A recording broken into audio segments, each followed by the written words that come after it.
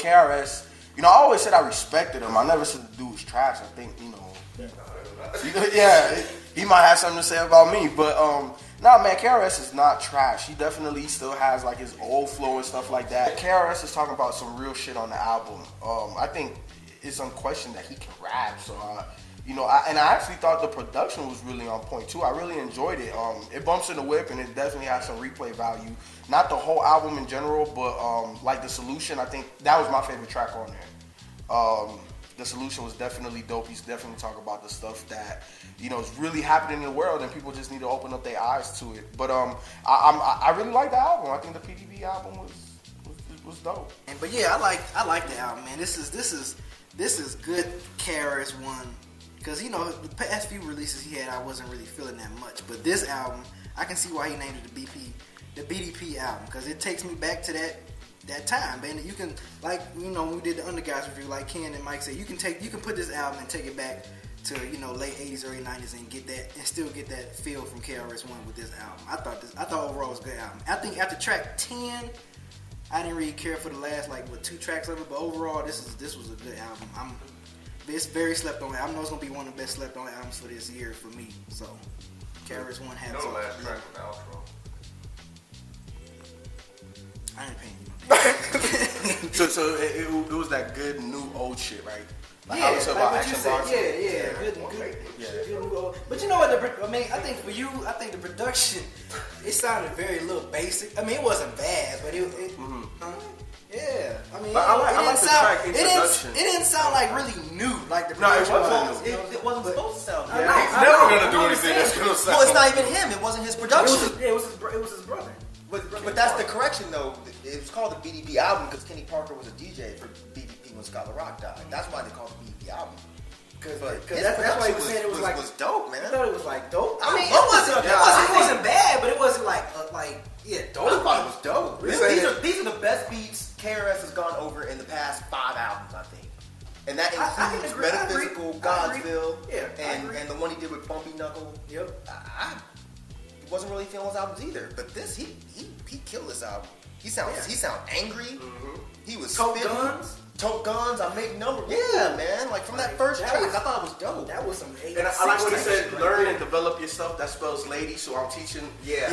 Yo, the dude, he's always been he's always been like that in a minute though. That's the part that I missed about KRS. Like I've always been a fan of his, but his past couple albums I really couldn't co-sign. And no offense to anybody, but he doesn't sound all like passive and Christian like he used to sound. Like remember for a while he was just talking about God all the time. Early, about 2000. Yeah, I was like, man, I'm tired of this shit, man. Come on. Then you want to talk about the Aztecs and shit. But now he's back, and he's like he said, you're not an MC that spits, you suck and get spit on. KRS hasn't spit like that in a while, man. I enjoyed that album.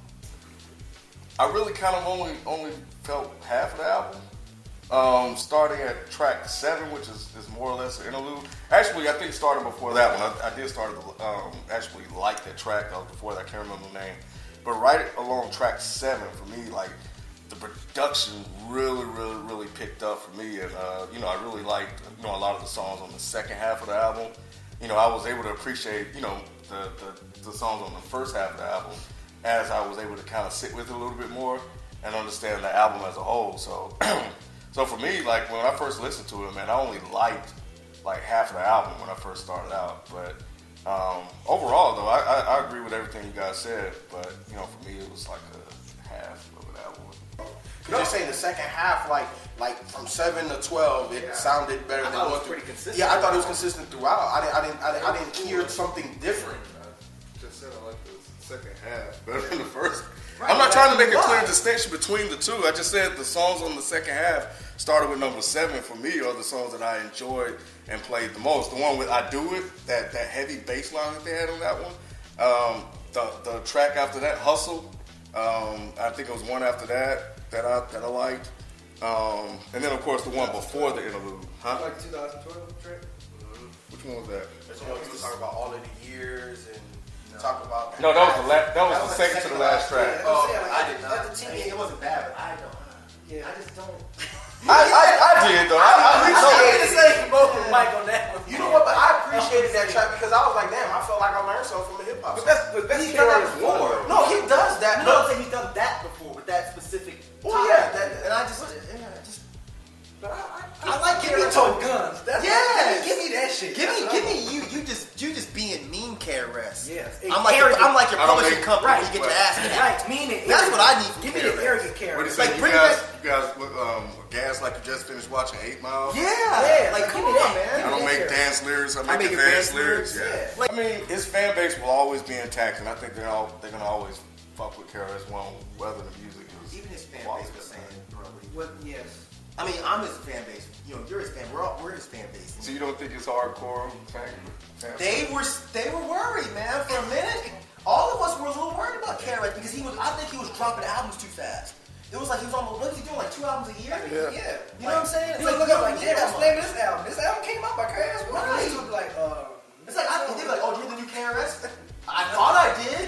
I thought I did 2 weeks ago. that's a new one. What is going on? Dropping them like iPads. Right, man. Oh, you just bought that one? Here goes. Yeah, exactly. But and his lyrics weren't bad by any means. KRS-One has never done whack lyrics, but they weren't KRS-One level. It wasn't this album. It wasn't this album. This album, I really felt like there was some serious time and effort put into this shit because Kenny Parker laid the. It just I'm sounded sure like he probably felt at home though. Yeah, and it was long way. Right, he felt comfortable. Yeah. But we needed this from KRS-One. We needed him to come back and say, like, look, us old motherfuckers, we can still rhyme. I mean, y'all are making these dance tracks and these fucking ringtone tracks, but that ain't shit. Fuck with There's me no for a minute. substance in it, man. And I think that's the thing I really liked about this is substance, and he touched on, you know, it's KRS. At the end of the day, he just touched on a lot of things, and he brought it on this album. He brought it. Man, I think, you know, when KRS-One drops an album, you know, it just seems to almost kind of go Because unnoticed. there's no promotion for it. He's on. Do I don't even people know what really label he's care on. about I think they KRS-One album? would. Shit, I follow KRS-One. And I didn't even know his album dropped until somebody hit me on Twitter and was like, you're the new KRS-One. I was like, I didn't know it was Yeah, KRS-One. I thought it was like a compilation album at first. Cause when I saw the name, I'm like, the BDP. What? Yeah, I thought it was a right. compilation, like kind of like a best of or something like that. So And even look at the cover, it looks like yeah, because it's real cheap look looking. old. Yeah, it looks old. It looks real cheap, and he's look at the DJ and DJ. Yeah. So yeah, I thought it was like some old compilation songs, or like unreleased songs that they didn't drop or whatever. So. KRS-One needs help with not an image. He needs help with promotion because he's not getting the word out when he drops albums. You think he'll ever stop rapping?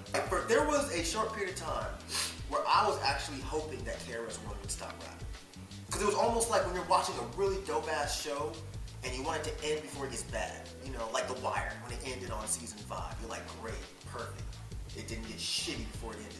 KRS-One, he started putting out albums that were a little subpar. I was like, dude, I really Fuck your legacy up. Exactly. Like Exactly. 03 is 02. Yep. Fuck your legacy Around up. 0203 was like, oh, fuck, I cannot. I don't want to watch this again. I don't want to watch this. Yes. I was like, I don't even want to talk about this album with nobody. Yeah. But right now, I want the KRS-One album because I want to see what he does next. Yeah, I do too. Up next, he got You'll probably get one in 3 months. DJ Premier, Return of the King Bit. Oh yeah, I heard about that. He's doing an album with Premiere. Will it come out though? Are they really It'll come out I because think Premiere ain't doing nothing right now, and KRS-One, running his all label? he does is write. What label? Ain't nobody chasing after Premiere Premiere. has a I'm He saying has the ain't nobody- NYGs and Ain't nobody chasing after Premiere. and what's that guy? That guy he has. White guy. Exactly. I forgot his name. Exactly. So like I said, He's like I middle said, He's gonna do this. I think he's gonna do it because I think it'll be great for both of them. It'll probably release sometime in the fall or something this year. Because you know how both of them are. They're always like, we need to rejuvenate hip hop. Yeah. And KRS-One's all, I am hip hop. And Premiere's like, I am hip hop. So they both hip hop. Yeah. You got two motherfuckers that they like the Wonder Twins. Form of hip hop.